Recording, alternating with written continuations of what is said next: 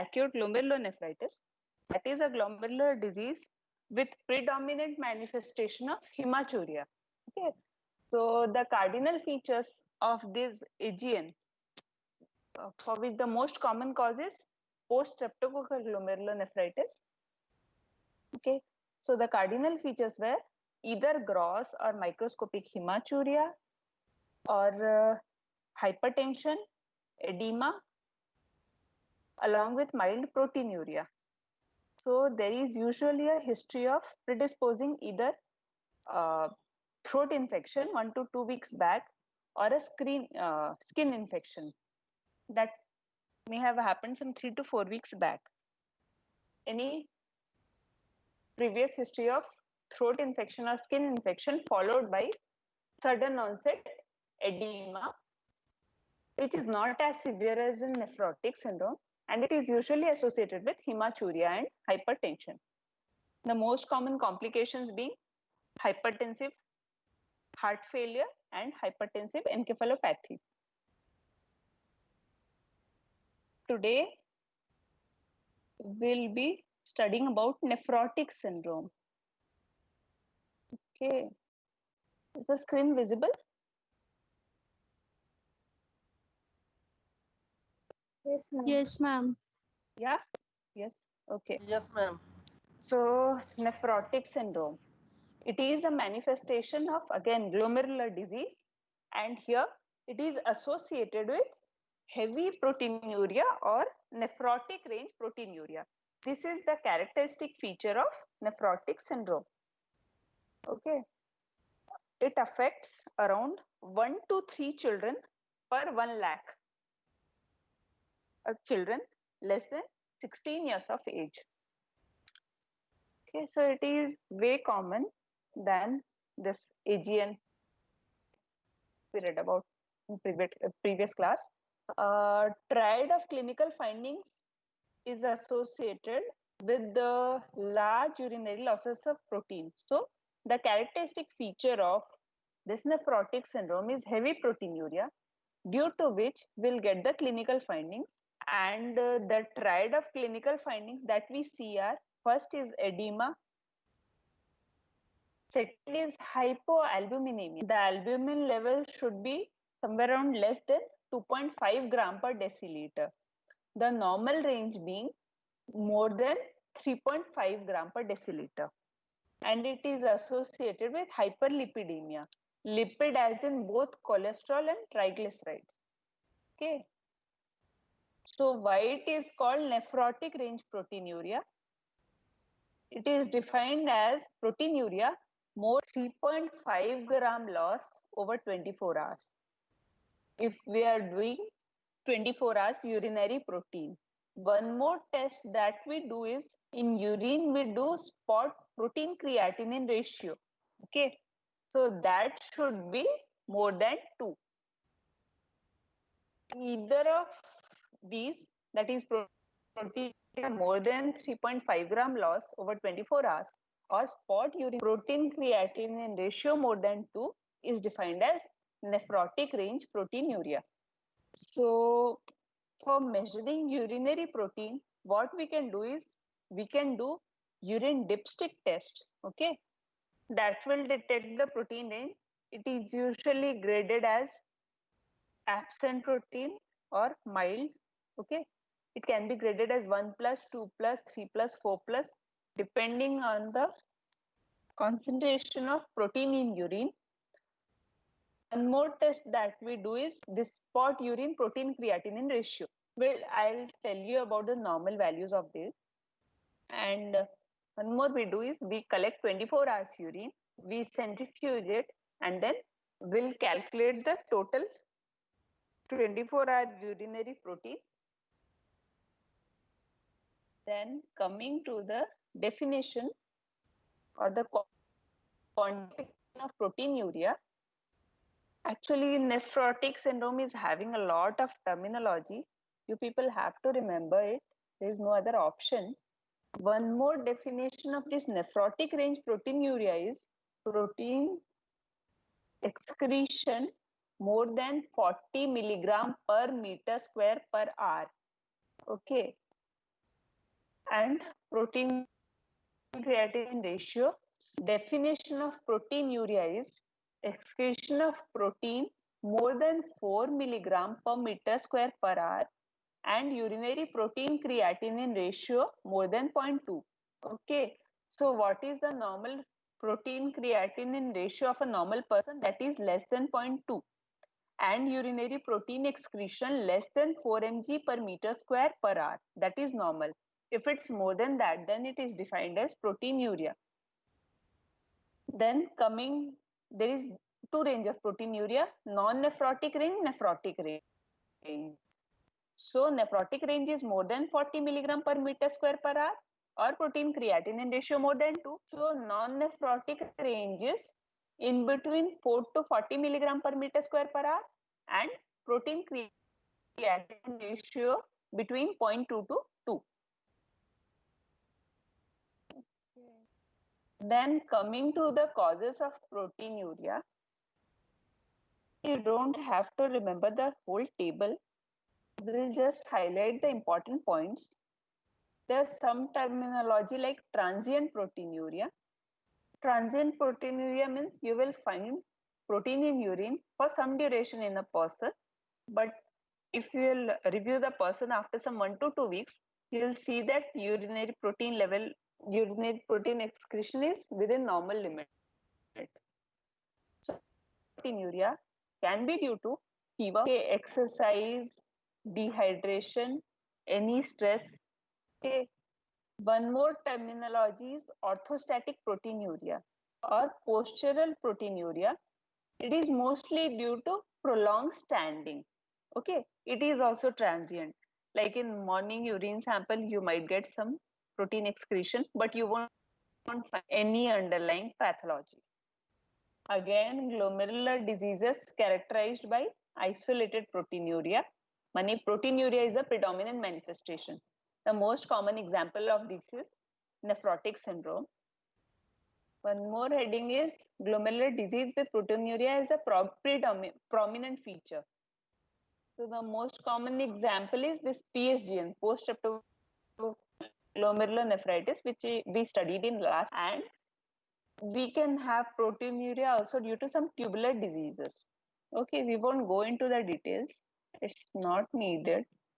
Then coming to the etiology of nephrotic syndrome. Nephrotic syndrome can be primary or idiopathic, or it can be secondary to some systemic diseases.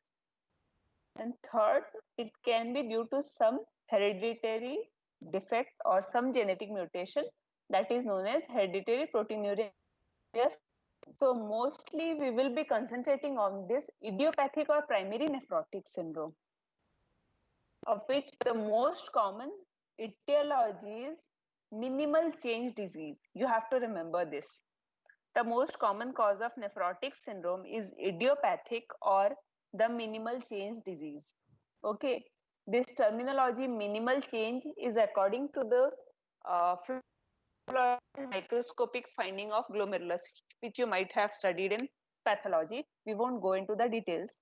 Other causes of this idiopathic nephrotic syndrome are FSGS, that is focal segmental glomerular sclerosis, mesangial proliferation, MPGN. MPGN is membranoproliferative glomerulonephritis, and membranous nephropathy. Okay. Nephrotic syndrome can be secondary to either systemic diseases like SLE, systemic lupus erythematosus, HSP, Henox-Conlin purpura, any malignancy like leukemia or lymphoma, or it can be secondary to infections like hepatitis B or C, malaria, HIV, or some drugs. Then coming to the pathogenesis of nephrotic syndrome. We know the most common cause is idiopathic, so the etiology is, or sorry, etiopathogenesis is still unknown, but we have certain, theories. So due to some complex disturbance in the immune system, okay, or any genetic mutation leading to effacement of the podocyte foot process. We all know in glomerulus we have the podocytes which are connected to each other via the foot processes. Due to effacement or separation, there is increased permeability of glomerular capillary wall, leading to leakage of proteins, okay, leading to massive proteinuria. This loss of protein will lead to decreased serum albumin, which will lead to edema. One more near theory regarding this nephrotic syndrome is underfill and overfill hypothesis. Okay, like both are likely etiology, but none of them can explain the exact etiopathogenesis of this disease. As per underfill hypothesis, due to this excessive protein loss, there is decreased serum albumin concentration that will lead to this low oncotic pressure in blood. Okay, so that will lead to the leakage of fluid into the interstitium, leading to edema. Okay, so there is the loss of intravascular volume. This loss of intravascular volume will that activate that system, and it will lead to sodium and water retention that will again aggravate the edema. But as per this underfill hypothesis, the circulatory blood volume is low, but in certain cases of nephrotic syndrome, there might be fluid overload leading to congestive cardiac failure. So this theory won't explain fully manifestations of nephrotic syndrome. One more hypothesis is the overfill hypothesis. As per this hypothesis, what happens is there is some primary pathology leading to sodium and water retention that leads to this vicious cycle of edema. But again, in some cases of nephrotic syndrome, they have associated dehydration, okay, dehydration, hemoconcentration, and stasis of blood. So again, this theory also doesn't explain the manifestation of nephrotic syndrome. But you have to know about this underfill and overfill hypothesis. As per underfill money low circulating intravascular volume leading to RAS activation. So there is sodium water retention leading to edema. And as per overfill hypothesis, overfill money more intravascular volume due to primary sodium and water retention. Okay, so now coming to the clinical features, which is more important for us. Mostly studying about the minimal change nephrotic syndrome. Okay, this is seen in children of 2 to 6 years of age. Okay, boys are more commonly affected than girls, and in less than 6 years of age, 85 to 90% of cases of nephrotic syndrome are mostly due to this minimal change disease. But in older age group, common etiologies, that is the focal segmental glomerulosclerosis.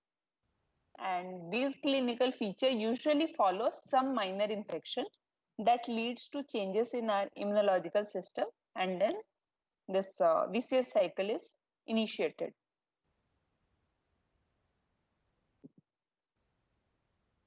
Now coming to the most important clinical, that is edema. Edema is mild to start with.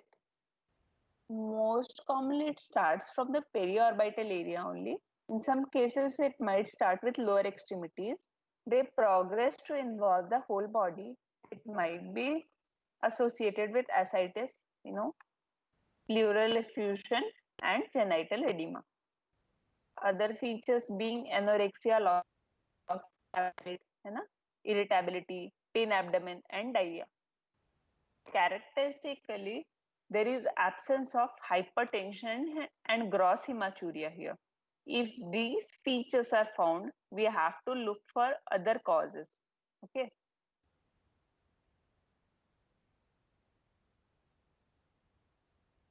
So, nephrotic syndrome, usually the child will present with sudden onset edema, like it will be periorbital to start with, low grade edema, followed by involvement of the whole body, and child won't have any other manifestation. Urine output might be decreased, but the baby will be happy. Okay, he won't have this hematuria or hypertension, anything. Plain, if you'll do the investigations, then you'll come to know this is a case of nephrotic syndrome. Okay. Coming to the complications. Complications are hyperlipidemia, like there is increased cholesterol, triglycerides, LDL, VLDL. Okay. This hyperlipidemia is due to increased synthesis of lipids and decreased catabolism. But there are usually no complications because of hyperlipidemia. Like in adults, if they have hyperlipidemia, they have increased this risk for cardiovascular diseases or MI. But in children, no such thing happen. They have higher lipid level, but they don't have any clinical consequences due to hyperlipidemia. They have increased susceptibility to infections like cellulitis, bacteremia, spontaneous bacterial peritonitis. Like they will have ascites, and due to this accumulation of peritoneal fluid, there will be infection there. They have high susceptibility to infection by capsulated bacteria, most commonly being pneumococcus.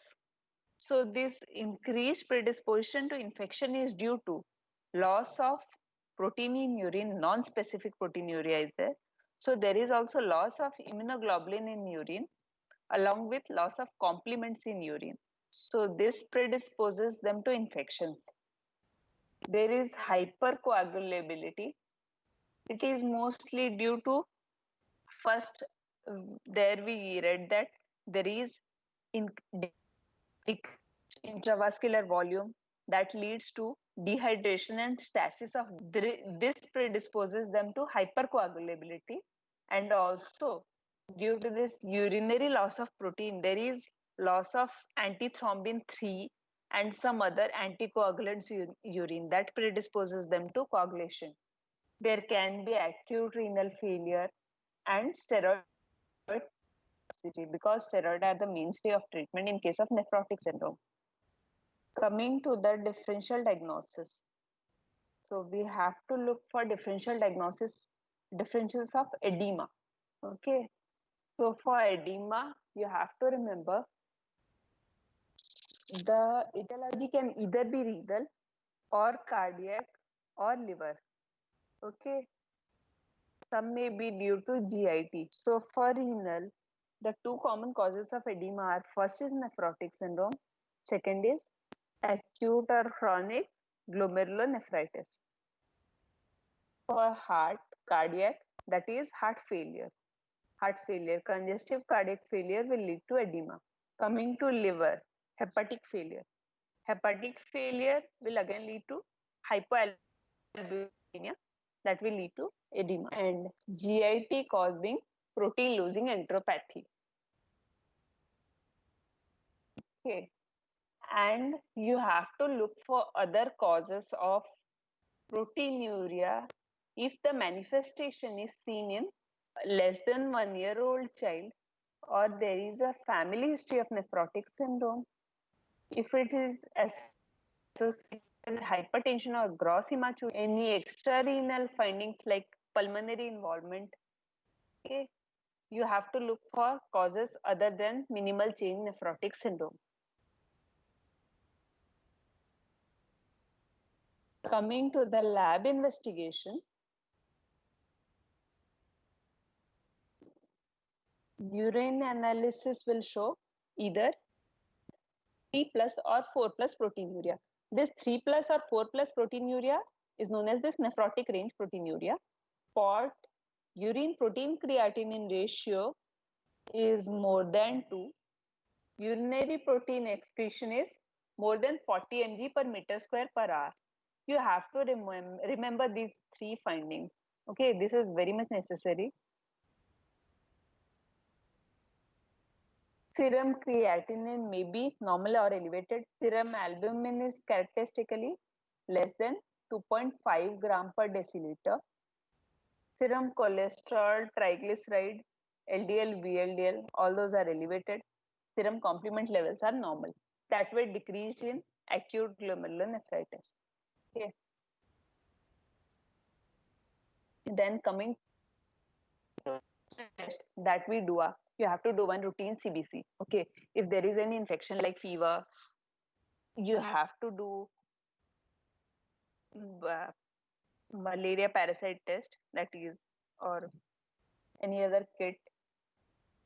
Before starting steroids, we have to do chest X-ray and tuberculin test to rule out tuberculosis, because we have to give long term that will make the patient immunodeficient and there may be flaring up of latent TB. So for all cases of nephrotic syndrome, before starting steroids, we have to do one chest X-ray and tuberculin test.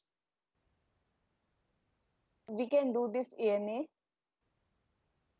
profile, C3, this viral markers for other causes, the secondary causes of nephrotic syndrome. We have to do renal biopsy in certain cases only. Like we read that the normal age group for minimal change nephrotic syndrome is 2 to 6 years. So if the child belongs to this less than 1 year or more than 12 years category, they are candidates for renal biopsy. Other indications of biopsy are gross hematuria, low serum complement, hypertension, impaired renal function, and failure of steroid therapy. These are the indications where you have to go for renal biopsy to find out the exact cause of proteinuria. Coming to the treatment. So as there is loss of protein in urine, give high protein diet to the child. We all read that there is activation of this renin-angiotensin system leading to sodium and water retention. So we have to reduce the salt intake, and in severe cases, we have to restrict water intake also. Okay. We have to treat any underlying infection. If there is significant edema only, then we give diuretics like furosemide. In most of the normal routine cases, we don't give furosemide. We manage only with steroids. But in patients presenting with congestive cardiac failure or breathing difficulty, massive edema, in those cases, we give furosemide. We can also give albumin infusion. Therapies, corticosteroid therapy, you have to remember the dose. There is no other way. The dose is 2 milligram per kg of prednisolone. Okay, for 4 to 6 weeks. You have to give single daily dose, maximum dose being 60 milligram per day. Okay. 2 milligram per kg single dose for 4 to 6 weeks, followed by 1.5 milligram per kg on alternate days. Same again, single dose, sorry, for 8 weeks to 5 months. Like normally we go for 6 weeks and 6 weeks, but you can prolong it, okay, till 5 months with tapering of dose. I don't know if you are knowing or not, like if we are giving steroid to some person, if we are giving it for 1 week, after 1 week we can stop the steroid. But if you are giving a steroid to a person for more than 2 weeks, you can't stop it abruptly. You have to taper it. If you stop abruptly, like what happens is, if we are giving external steroid, your body, like this external steroid will give negative feedback to your ACTH hormone. Okay, so your HPA axis will be suppressed. So with tapering of dose, your body will sense that there is no steroid in our body and the HPA axis will get activated. Okay, if we'll stop the steroid abruptly, then body will go to adrenal crisis. So if we are giving steroid for more than 2 weeks, we have to taper the dose.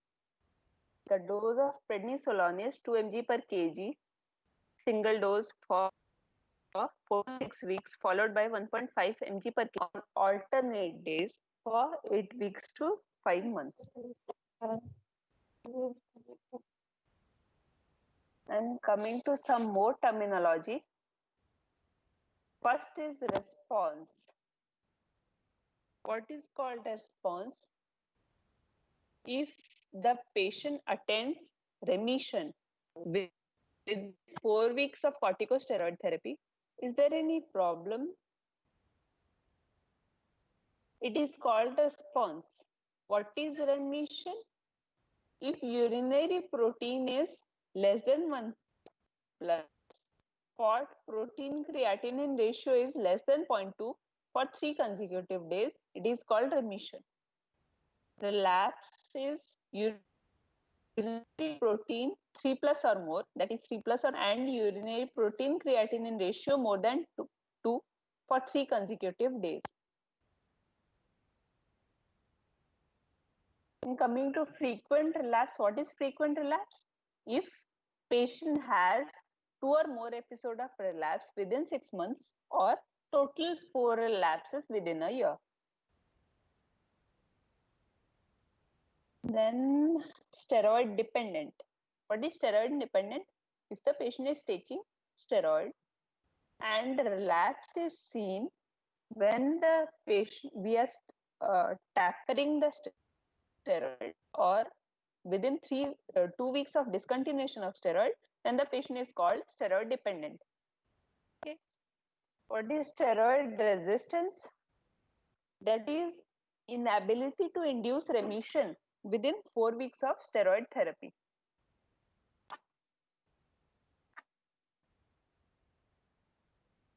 Coming to the treatment of relapse, it is mostly triggered by upper respiratory infection or GI infection, where prednisolone is given as, there we were giving it for 2 mg per kg for 4 to 6 weeks. Here we'll give it till urinary protein is negative for 3 consecutive days, followed by alternate day therapy for 4 weeks.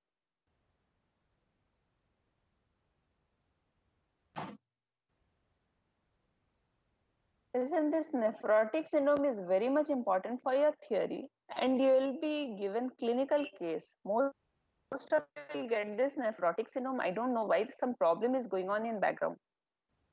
If you don't want to attend the class, please leave.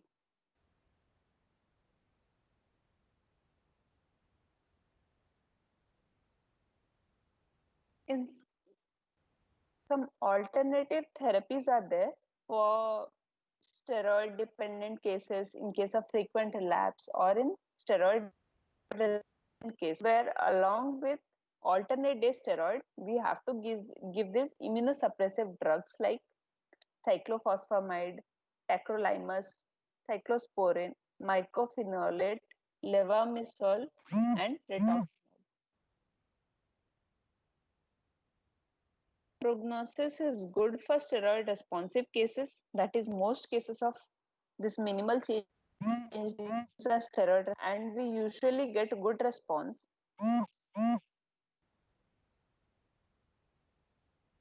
Repeated relapses are seen, but which shall I leave? Where's the CR? Please unmute yourself. Yes, ma'am. Why so much of disturbance is going on?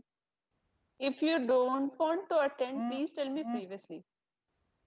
We have to spend so many hours preparing for your class.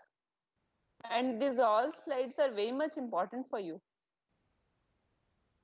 Shall we continue? Yes, ma'am. Yes, ma'am. This is a warning. From next class onwards, if there is any disturbance, I'll leave immediately. You people have to talk to HOD. What's the problem? Okay?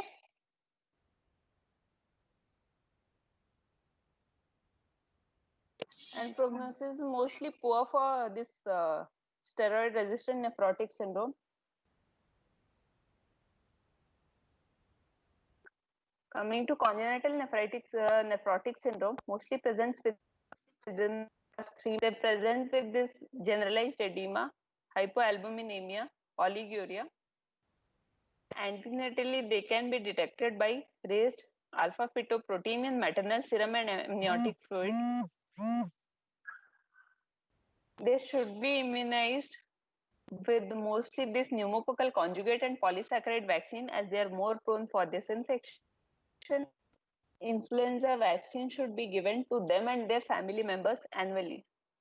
And administration of live vaccine should be deferred until the child is off immunosuppression for at least 4 weeks.